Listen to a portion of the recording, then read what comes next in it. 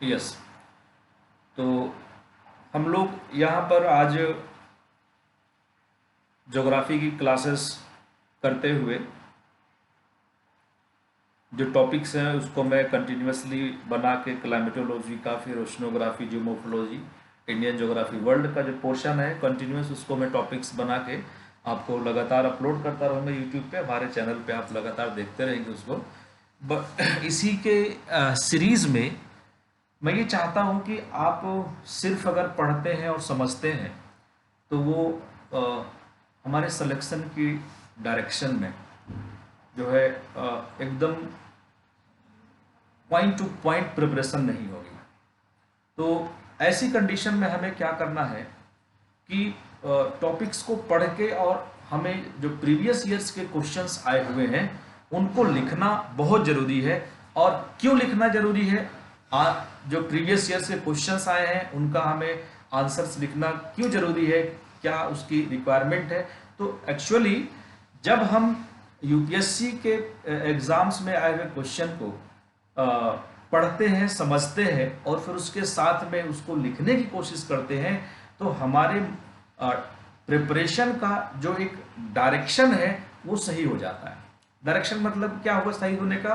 कि जब हम लोग जो प्रॉब्लम्स हैं उन प्रॉब्लम्स पे वर्क करना स्टार्ट कर देते हैं, है ना, उन प्रॉब्लम्स पे वर्क करना स्टार्ट कर देते हैं तो हमारे माइंड का, हमारे ब्रेन का जो थिंकिंग सिस्टम है वो थिंकिंग सिस्टम टुवर्ड्स, है ना, टुवर्ड्स यूपीएससी हो जाएगा। यूपीएससी के क्वेश्चन पूछने का जो तरीका है उसको हम ट्रैक करने के लायक हो जाएंगे, है ना। तो इसलिए जो प्रीवियस ईयर्स के क्वेश्चन है उसको ही समझना, है ना, बहुत जरूरी होता है। अगर हम ये बात करें कि कोई एक फ्रेशर स्टूडेंट है या कोई साल 2 साल से प्रिपरेशन कर रहा है या कोई फैकल्टी है तो उसका डिफरेंस क्या है? डिफरेंस यही होता है कि जो फ्रेशर है वो अपनी एकेडमिक्स के पॉइंट ऑफ व्यू से स्टडी करेगा, जो साल 2 साल से प्रिपरेशन कर रहा है वो थोड़ा सा एप्टीट्यूड अपना यूपीएससी का डेवलप करता जाएगा, एटीट्यूड डेवलप करता जाएगा। और फैकल्टी का क्या है कि वो 2-4 साल, 5 साल, 8 साल से पढ़ाते हुए प्लस अपना जो उसने पढ़ाई के टाइम का एक्सपीरियंस था उन सभी में कंटेंट जो सिलेबस है, सिलेबस कंटेंट और कंटेंट सिलेबस के साथ में वो प्रीवियस ईयर्स के क्वेश्चंस को भी क्या करेगा, अपने दिमाग में रखता है और उसके हिसाब से आपको डायरेक्ट करता है, डायरेक्शन करता है कि भाई इस तरह से हमें पढ़ाई करनी चाहिए, है ना। तो पढ़ाई का जो एक दिशा निर्धारित होती है, पढ़ाई के दिशा के निर्धारण होने का कारण, पढ़ाई की दिशा का जो निर्धारण है, हमारे स्टडी का जो डायरेक्शन है वो सही हो, है ना, सही पॉइंट पर हो, उसके लिए हमें क्या करना होगा, प्रीवियस ईयर्स के क्वेश्चंस हमें सॉल्व करना बहुत जरूरी है। दूसरा एक कंपोनेंट और भी यहां पर मैं बोलना चाहूंगा कि करंट अफेयर्स से भी जुड़े रहना कंटिन्यूअसली बहुत जरूरी है ना। अगर करंट अफेयर्स से नहीं जुड़े हुए हैं तो उस टाइम पे भी हमें जो यूपीएससी करंट से लिंक करके क्वेश्चंस पूछती है उसमें प्रॉब्लम्स आएंगी, है ना। तो ऐसी कंडीशन में हमें क्या है कि करंट अफेयर्स और प्रीवियस ईयर क्वेश्चंस, कंटेंट, इन सभी चीजों का प्रॉपर फोकस करके स्टडी करते रहना है, ठीक है। अब हम चलते हैं कि अपना जो यूपीएससी का एक बहुत बड़ा एक मतलब लाइन डेवलप हुआ है, उसके अपने सिलेबस में बहुत बड़ा चेंज लाया है 2013 से 2013 से यूपीएससी ने अपनी जो पेपर में क्वेश्चंस पूछने का जो तरीका है और सिलेबस है उसमें बहुत बड़ा चेंज किया है। जैसे 2013 से पहले 2012 तक की बात करते हैं तो 2012 तक में यूपीएससी में 2 ऑप्शनल पेपर्स हुआ करते थे मेंस में, और 2 पेपर जीएस के होते थे। लेकिन 2013 से जीएस के 4 पेपर कर दिए गए हैं और ऑप्शनल का एक ऑप्शनल क्या कहते हैं आपका एक सब्जेक्ट रह चुका है, ऑप्शनल का एक सब्जेक्ट रह चुका है। ये सारी सर्कमस्टांसेज है, ठीक है। और अगर हम 2011 से पहले की बात करते हैं तो प्रीलिम्स एग्जाम्स में भी एक ऑप्शनल हुआ करता था, है ना। मेंस में 2 ऑप्शनल और क्या कहते हैं जीएस के 2 पेपर होते थे। इस तरह से सर सिनेरियो थे। तो हम ये देखते हैं कि जब से बहुत बड़ा चेंज लाया है यूपीएससी 2013 से, तब से जो क्वेश्चंस एग्जाम से पूछे गए हैं उनमें बेसिकली मैं ज्योग्राफी से related questions, environment, disaster management, biodiversity का डिस्कस करूंगा और उसकी सीरीज में आज से ही स्टार्ट कर देता हूं, ठीक है, आज से मैं स्टार्ट कर देता हूं, तो आप सभी उसका बेनिफिट उठाएंगे, मैं ऐसा संभावना करता हूं। तो जो क्वेश्चन है 2013 का ज्योग्राफी में आया हुआ जो फर्स्ट क्वेश्चन है 19, question number 19A, right. Question number 19A जो है ये पहला क्वेश्चन है यूपीएससी ने जिसको मेंस से पूछा है, हम उस पर बात करेंगे। तो यूपीएससी जीएस मेंस पेपर 1 2013, ये लाइट का रिफ्लेक्शन आ रहा होगा, आप लोग नहीं देख पा रहे होंगे, इसलिए मैं आपको इसमें इसको बोल के बता देता हूं। बोर्ड पे क्या लिखा हुआ है, यूपीएससी जीएस मेंस पेपर 1 2013 का क्वेश्चन नंबर 19A को मैं यहां पर आपको आपके सामने डिस्कस करने जा रहा हूं, और मैं वो सारी अप्रोचेस पर बात करूंगा कि कैसे आप आंसर लिखें और कैसे आप अपना, है ना, मार्क्स को अच्छा बना सकते हैं। एक एक नंबर बहुत इंपॉर्टेंट होता है, तो उस सब चीजों पर हम लोग यहां पर ध्यान देंगे। फर्स्ट क्वेश्चन यहां पर क्या दिया गया है, what do you understand by the theory of continental drift, discuss the prominent evidences in its support, है ना। तो थ्योरी ऑफ कॉन्टिनेंटल ड्रिफ्ट से आप क्या समझते हैं, right. Theory of continental drift से आप क्या समझते हैं, और उसके सपोर्ट में जो प्रोमिनेंट माने बहुत ही इंपॉर्टेंट एविडेंस है, उसके साक्ष्य है, उस पर हमें चर्चा करना है। हिंदी में भी इस क्वेश्चन को बोल देता हूं अपने स्टूडेंट्स के लिए। कुछ लोगों ने कहा कि सर हिंदी में भी बातें की जानी चाहिए, तो मैं हिंदी में भी क्वेश्चन यहां पर डिस्कस कर रहा हूं। महाद्वीपीय विस्थापन के सिद्धांत से आप क्या समझते हैं, इसके पक्ष में विभिन्न साक्ष्यों की विवेचना कीजिए, है ना, विभिन्न साक्ष्यों की विवेचना कीजिए। ये हमने आपको क्वेश्चन यहां पर लिया। अब है कि भाई इस क्वेश्चन को आप लिख कैसे सकते हैं, है ना, कैसे आप, how you will become able to write the answer asked by UPSC related to any subject, any topic, है ना। तो सबसे पहले हमें ध्यान देना चाहिए कि ये सिलेबस कहां से है। ये सिलेबस कहां से है, ये ज्योग्राफी सब्जेक्ट से इस पार्ट को लिया गया है, इस क्वेश्चन को यहां पर लिया गया है। ज्योग्राफी में कहां से है, तो जियोमॉर्फोलॉजी से, राइट, जियोमॉर्फोलॉजी से, है ना, यहां पर क्वेश्चन आया हुआ है। दूसरी बात है कि जनरली जीएस में जो क्वेश्चन होता है वो थ्योरीज से रिलेटेड क्वेश्चंस कम पूछे जाते हैं। बाय द वे कभी कोई क्वेश्चन पूछा जाता है तो ये जो क्या कहते हैं जियोमॉर्फोलॉजी का यूनिट है, आपको आपकी एनसीईआरटी के 11th क्लास में मिल जाएगा, है ना, जिसमें कॉन्टिनेंटल ड्रिफ्ट थ्योरी दिया गया है ना। कॉन्टिनेंटल ड्रिफ्ट थ्योरी प्रॉपर्ली उसमें दिया गया है 11th क्लास के एनसीईआरटी में, आप उसको देख सकते हैं, न्यू एनसीईआरटी में गिवन है ना। अब बात यह है कि इस कॉन्टिनेंटल ड्रिफ्ट थ्योरी का जो क्वेश्चन पूछा गया है कि आप इससे क्या समझते हैं, इसके प्रोमिनेंट एविडेंसेस को आप डिस्कस कीजिए। इसको हम कहां से लिखना शुरू करेंगे, जब भी कभी, remember the point, whenever question is in form of theory, first of all right who is the propounder of theory, when the theory has been propounded, and what is the basic circumstances, basic parameters of the theory, है ना। इन सभी points पर हमें discuss करना चाहिए। मैं क्या कहना चाह रहा हूं, इसका मतलब मैं ये कहना चाह रहा हूं कि भाई थ्योरी को किसने दिया और किस समय दिया और उसके देने का ऑब्जेक्टिव्स क्या था, साथ में आप उसमें लिख दें, है ना, उसका एप्लीकेशन क्या, उसका यूज है। तो मैं बहुत शॉर्ट में बताऊंगा इस क्वेश्चन का, नहीं तो डिटेल अगर किया जाए तो 2 घंटा भी लग सकता है, लेकिन बहुत शॉर्ट में मैं इसका आपको कंटेंट बताना चाहूंगा। कॉन्टिनेंटल ड्रिफ्ट थ्योरी की अगर हम बात करते हैं तो इसको अल्फ्रेड वेगनर ने, है ना, अल्फ्रेड वेगनर साइंटिस्ट है, जर्मन साइंटिस्ट, उन्होंने इसको, है ना, प्रोपाउंड किया है। मतलब इस महाद्वीपीय प्रवाह सिद्धांत, है ना, महाद्वीपीय प्रवाह सिद्धांत या महाद्वीपीय विस्थापन सिद्धांत, है ना, इसका जो इस सिद्धांत को देने वाले विद्वान का नाम क्या है, अल्फ्रेड वेगनर है। हालांकि एफबी टेलर ने भी, है ना, इस सिद्धांत को प्रतिपादित किया है ना, उन्होंने भी उस तरह की ही बातें की, लेकिन अल्फ्रेड वेगनर थोड़ा सा उनसे आगे निकल के आते हैं और बहुत सारे साक्ष्य देते हैं, एविडेंस देते हैं, है ना। तो इसलिए उनका थ्योरी थोड़ा सा मान्य ज्यादा हो जाती है। यूपीएससी में हमें पढ़ना बेसिकली जीएस के लेवल पर भी है, ऑप्शनल में भी हमें कॉन्टिनेंटल ड्रिफ्ट थ्योरी पढ़ना है। एफबी टेलर का जो आपको कॉन्टिनेंटल ड्रिफ्ट थ्योरी है उसको हमें नहीं समझना, ठीक है। तो हम यहां देखते हैं कि कॉन्टिनेंटल ड्रिफ्ट थ्योरी में अल्फ्रेड वेगनर ने, है ना, विद्वान का नाम क्या है, स्कॉलर कौन है, अल्फ्रेड वेगनर, है ना। उन्होंने कब इस थ्योरी को प्रपोज किया, 1912 एडी में, राइट। 1912 एडी में इस थ्योरी को अल्फ्रेड वेगनर ने प्रपोज किया। मैं उम्मीद करता हूं कि आप सभी ने क्वेश्चन में यहां पर नोट किया होगा, इससे रिलेटेड जो इंपॉर्टेंट पॉइंट है मैं उसको भी आपको यहां बताता जाऊंगा, ठीक है। तो सबसे पहले आपको यहां लिखना चाहिए, this theory was proponed by mister Alfred Wegener in 1912 AD, है ना। अल्फ्रेड वेगनर ने 1912 एडी में, शॉर्ट में इसको हम सीडीटी कह देते हैं, कॉन्टिनेंटल ड्रिफ्ट थ्योरी को शॉर्ट में सीडीटी कहा जाता है। स्कॉलर कौन है? Alfred Wegener, right, Alfred Wegener. Alfred Wegener ने इस थ्योरी को दिया। उसके बाद में हम बात करते हैं कब दिया अल्फ्रेड वेगनर ने, 1912 एडी में, राइट। 1912 एडी में अल्फ्रेड वेगनर ने अपना ये थ्योरी प्रपोज किया। उसके बाद में इनका ऑब्जेक्टिव्स क्या था, भाई कोई भी थ्योरी दी जाती है तो उसका ऑब्जेक्टिव्स क्या था, है ना।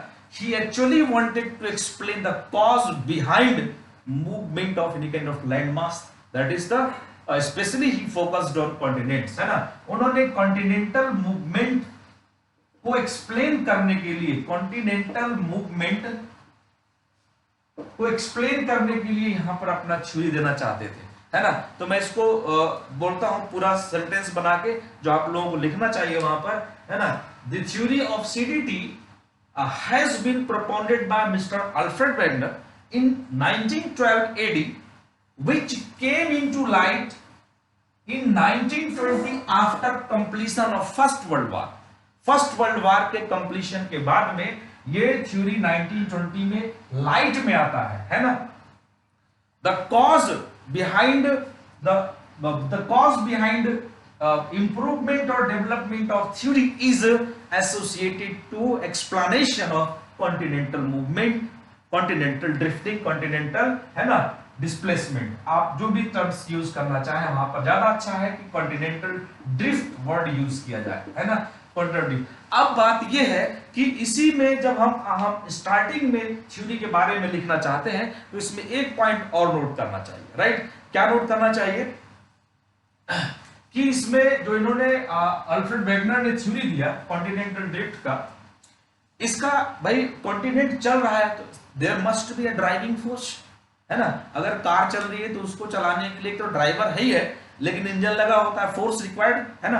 Force required for movement of any kind of object, any kind of object, है ना। किसी भी मोमेंटम के लिए, किसी भी मूवमेंट के लिए एक फोर्स का रिक्वायरमेंट होता है। And the perception of Alfred Wegener is, है ना, gravitational pull of sun and moon in terms of drifting or movement of continent, means here the driving force has been considered as extraterrestrial forces, right। extraterrestrial forces, अर्थ से बाहर के force को इन्होंने assume किया है। Gravitational force की बात करते हैं ना, तो इसके बारे में हमें यहां पर बताना चाहिए कि ग्रेविटेशनल फोर्स, इसका gravitational force of sun and moon, है ना। सन और मून की ग्रेविटी की इंफ्लुएंस में यहां पर sun and moon, gravitational force of sun and moon together responsible for drifting of the continents. ये यहां पर अल्फ्रेड वेगनर की बात आती है।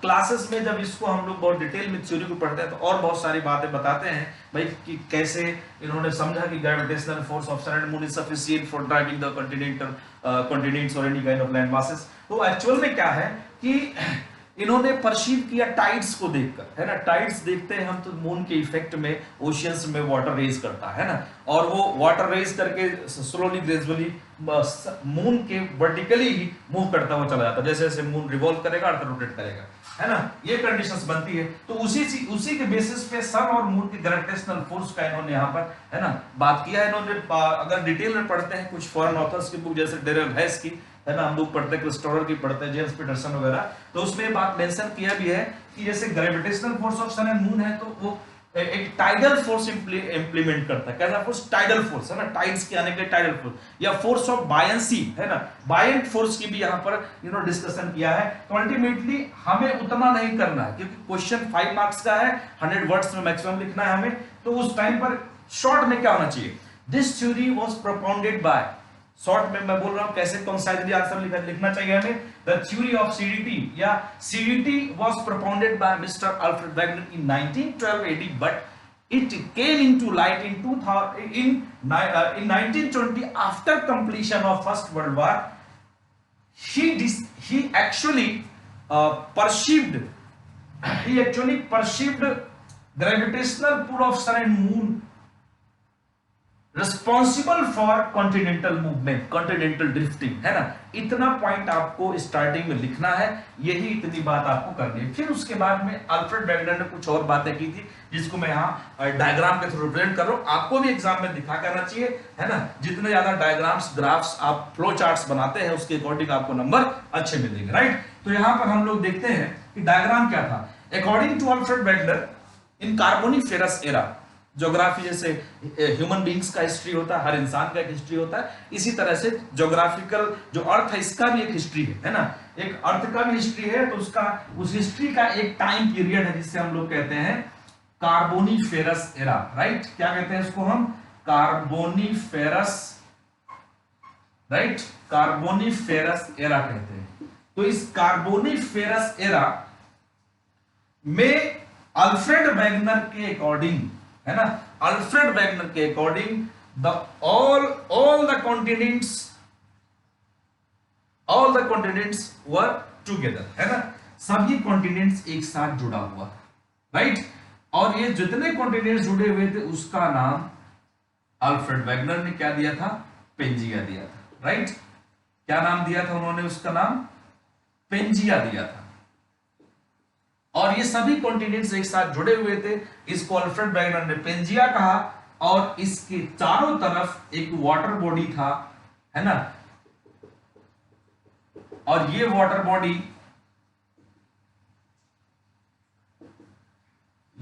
बॉडी जो था, मतलब ये कॉन्टिनेंट्स या landmass, total landmass lying on earth was surrounded by a huge water body that is called Panthalassa according to Alfred Wegener. Alfred Wegener ने इसको क्या कहा?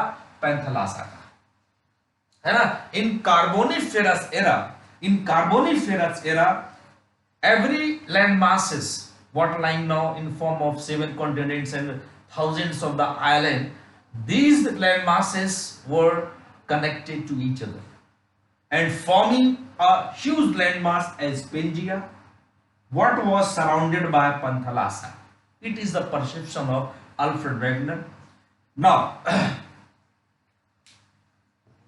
he again supposed under influence of gravitational pull of sun and moon, under influence of gravitational pull of sun and moon, the Pangaea is splitted into two land masses as Laurasia and Gondwana land, ठीक है। Laurasia और Gondwana land में split होता है। जैसे मान लीजिए ये पेंजिया है ना, इस पर सन और मून का अट्रैक्शन फोर्स लगेगा तो ये क्या करेगा? स्प्लिट हो जाएगा। इसके चारों तरफ यहां पर क्या है? पैंथलासा वाटर बॉडी है, पैंथलासा, ठीक है, वाटर बॉडी है। अब हम यहां पर देखते हैं कि अट्रैक्शन फोर्स से जब ये स्प्लिट होगा फर्स्ट स्टेज से मान लीजिए सेकेंड स्टेज यहां पर हम देखते हैं, तो ये ब्रेक होके 2 पार्ट्स में कन्वर्ट हो जाता है। Upper portion is termed as Laurasia, इसको लॉरेशिया कहते हैं, और नीचे वाले को हम गोंडवाना लैंड कहते हैं, ठीक है। हमारे इंडिया का जो सदर्न पोर्शन है, जो पेनिनसुला पार्ट है, वो गोंडवाना का पार्ट है, और जो हिमालय का एरिया है और प्लेन का, वो ऑलमोस्ट किसका है? लॉरेशिया का पार्ट है ना। और जो इंडिया का गोंडवाना लैंड का पार्ट अभी साउथ इंडिया में एग्जिस्ट करता है या पेनिनसुला रीजन में, वो कभी अफ्रीका, ऑस्ट्रेलिया, अंटार्कटिका से जुड़ा हुआ था, ठीक है। और यही कारण भी है कि उसमें बहुत सारा मेटालिक मिनरल्स मिलता है, जैसा कि अफ्रीका में है ना, ऑस्ट्रेलिया में है, और अंटार्कटिका में भी एग्जिस्ट करना चाहिए, है ना। तो इस तरह से हम रिसोर्सेज के बारे में भी इजीली एनालिसिस कर सकते हैं। अब इसके चारों तरफ पैंथलासा तो एग्जिस्ट करेगा ही, पैंथलासा तो इसके चारों तरफ एग्जिस्ट करेगा, सेकंड स्टेज में दिखाएंगे आप इसको, एग्जिस्ट करेगा। और बीच में एक वाटर बॉडी और क्रिएट हो जाती है इन दोनों लैंड मासेस की, जिसको हम लोग कहते हैं Tethys sea, right, Tethys sea कहते हैं उसको हम।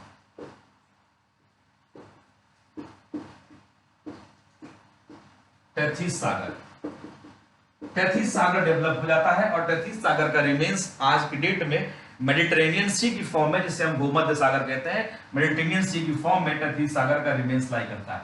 आप इसके बाद में थर्ड स्टेज में दिखा देंगे, है ना, थर्ड स्टेज में आप इसमें दिखा देंगे कि Laurasia again splitted into 3 land masses, 3 portions, 3 parts में लॉरेशिया स्प्लिट होता है। एक का नाम नॉर्थ अमेरिका है, राइट, एक नॉर्थ अमेरिका, उसके बाद में यूरोप है,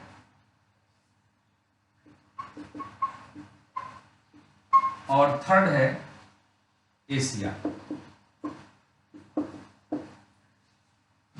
Gondwana land in the same way splits into 4 parts. ये भी सन और मून की ग्रेविटेशनल फोर्स के इफेक्ट में 4 पार्ट्स में डिवाइड होता है। एक है साउथ अमेरिका, अफ्रीका,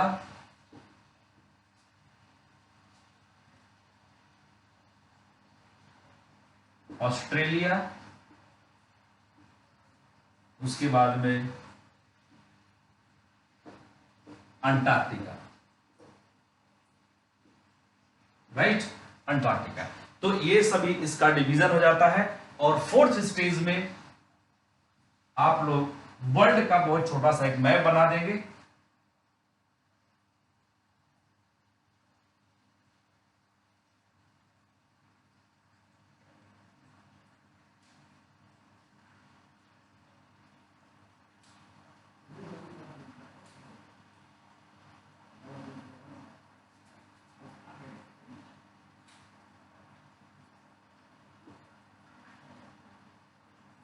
यूरोप हो जाता है,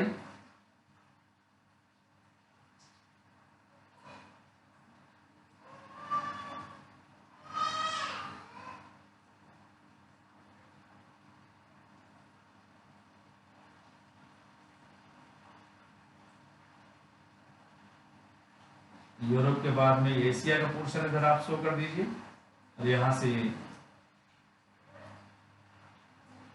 अफ्रीका आ जाता है,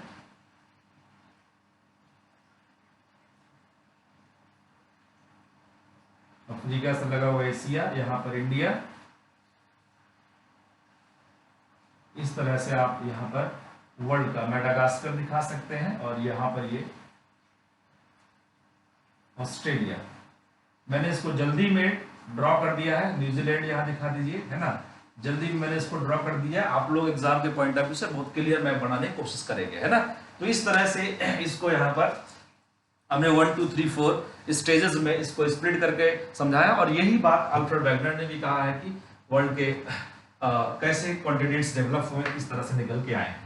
इसके बाद में आता है कि एविडेंसेस की बात करते हैं, है ना, एविडेंसेस की बात करते हैं। तो एविडेंसेस तो इन्होंने बहुत सारे लॉजिकल एविडेंसेस दिए हैं, लेकिन बेसिकली यहाँ पर हम 4 एविडेंस की बात करेंगे, और उससे ही कोरिलेट अदर एविडेंस भी होते हैं। फर्स्ट एविडेंस इनका अल्फ्रेड वेगनर का ये है ना, evidences given by Alfred Wegener. Alfred Wegener ने जो एविडेंस यहाँ पर दिया है, साक्ष्य दिए हैं, उसमें पहला साक्ष्य होता है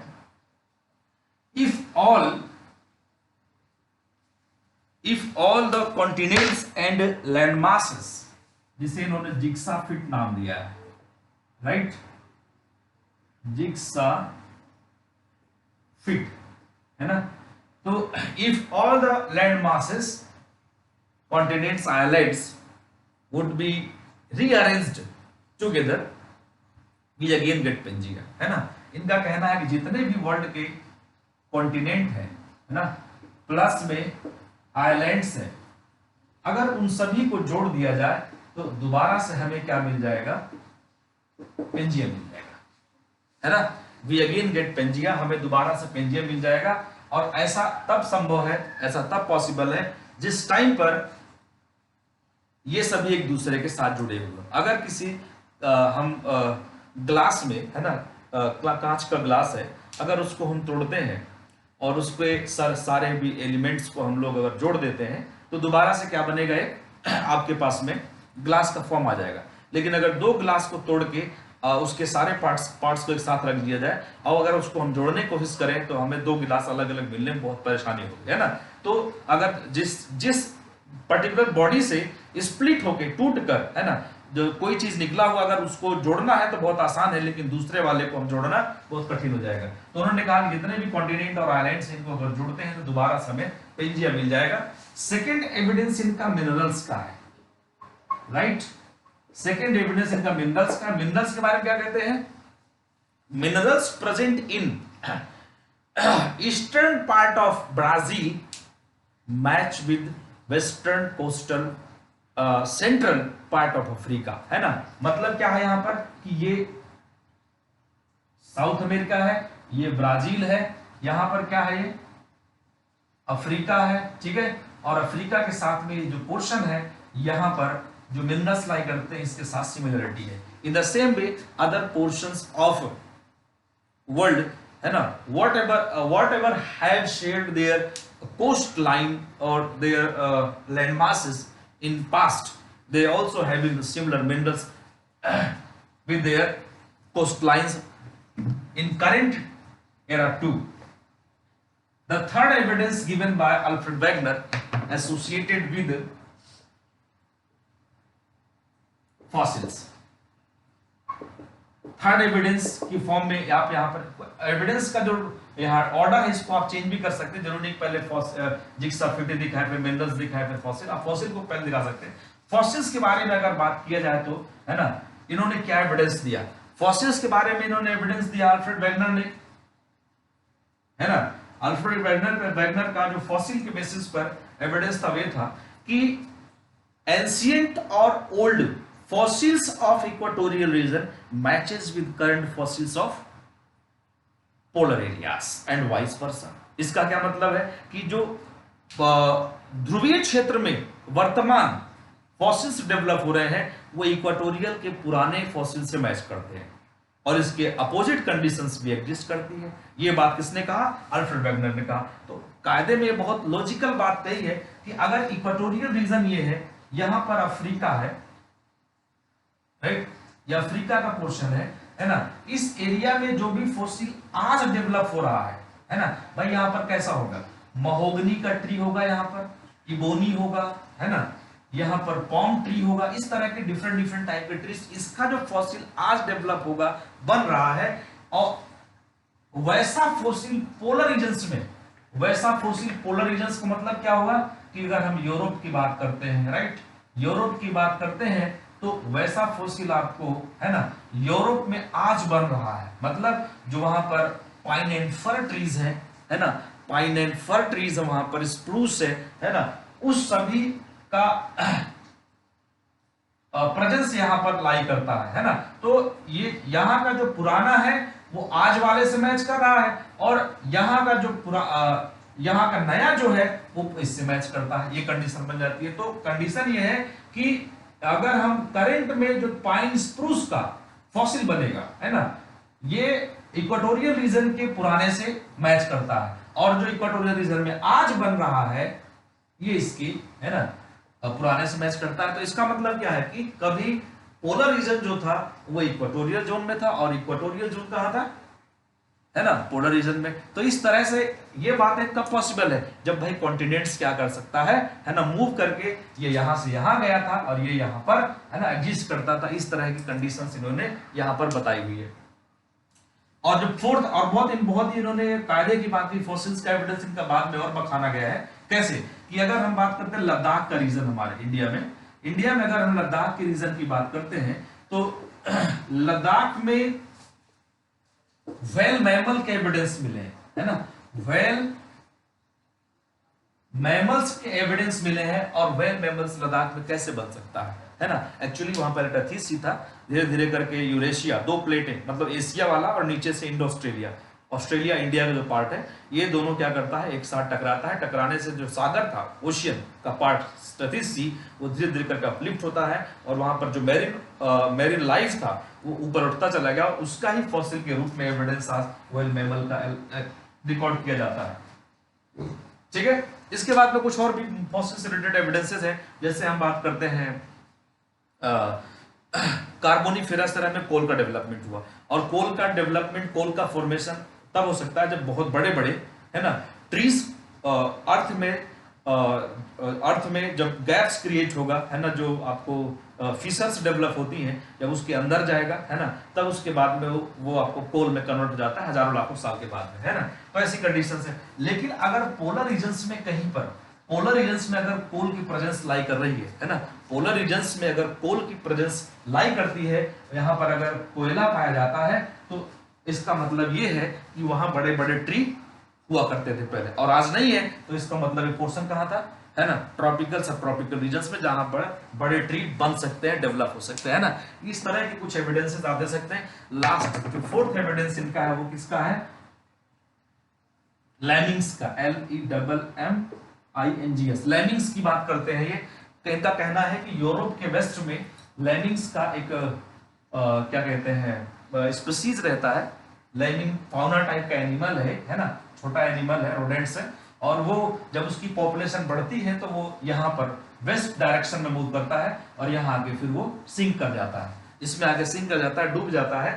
तो अब उनका कहना क्या है, इसका जेनेटिक जो बिहेवियर है वो इस बात के लिए इसको इंडिकेट करता है, एक डायरेक्शन देता है कि अगर आप पॉपुलेशन ज्यादा है, सर्वाइवल की प्रॉब्लम है, तो वेस्ट डायरेक्शन में चलिए, वहां पर भी लैंड मासेस है, वहां पर भी फॉरेस्ट है, वहां पर भी डिफरेंट टाइप के फूड फूड क्या कहते हैं न्यूट्रिशनल फूड मिलेगा आपको, जिसको आप कंज्यूम कर सकते हैं अपना सर्वाइवल बनाने के लिए। तो ऐसे कंडीशन में जेनेटिक इंडिकेटर की वजह से मूव करता है। लेकिन यहाँ पर है ना, sink the lemming sink here and dead, ये सिंक कर गया था, क्योंकि यहाँ पर आज की डेट में कॉन्टिनेंट नहीं, पहले यहाँ पर नॉर्थ अमेरिका जुड़ा हुआ था, लेकिन आज की डेट में यहाँ पर अटलांटिक, है ना, ओशियन बना हुआ है ना, अटलांटिक ओशन, जिसमें डूब के, है ना, मर जाता है। तो इस तरह से हम यहाँ पर कह सकते हैं कि जितने भी कंपोनेंट्स मैंने आपको बताया, अगर ये सभी कंपोनेंट्स आप लिखते हैं बहुत शॉर्ट में, समराइज्ड फॉर्म में, तो उस समय आपको, है ना, out of 5 marks 3 to 4 marks मिलने का पूरा पॉसिबिलिटी है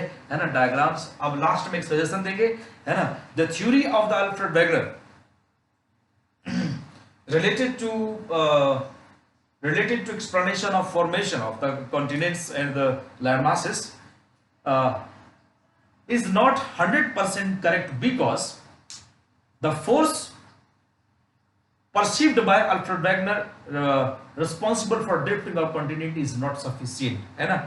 Even though his steps taken towards explanation of the continental drifting, है ना, providing the scenario for future upcoming theories for development, more scientific theories in development, है ना। तो हम कह सकते हैं कि जो फ्यूचर में 1912 1920 के बाद में एक साइंटिस्ट को ग्राउंड मिलता है कि भाई हमें इस पर वर्क करना है, इसके तरह से हमें आगे बढ़ते जाना है, तो यहाँ पर एक लास्ट में आप चाहें तो 2 लाइन का सजेशन दे सकते हैं, और इसी के साथ सेगमेंट कंप्लीट हो जाता है ना। और इसी सीरीज में हम लोग आगे भी जो ज्योग्राफी से आए हुए क्वेश्चंस हैं 2013 से लेके 19 तक के, और उनको सभी को हम लोग क्या है कंटिन्यूअस वे में सॉल्व करते जाएंगे। इन्वायरमेंट इकोसिस्टम से भी, बायोडाइवर्सिटी से क्वेश्चंस भी जो आपको रिलेट करके आएंगे, उनको मैं डिस्कस करता जाऊंगा। Thanks to all to watch the video.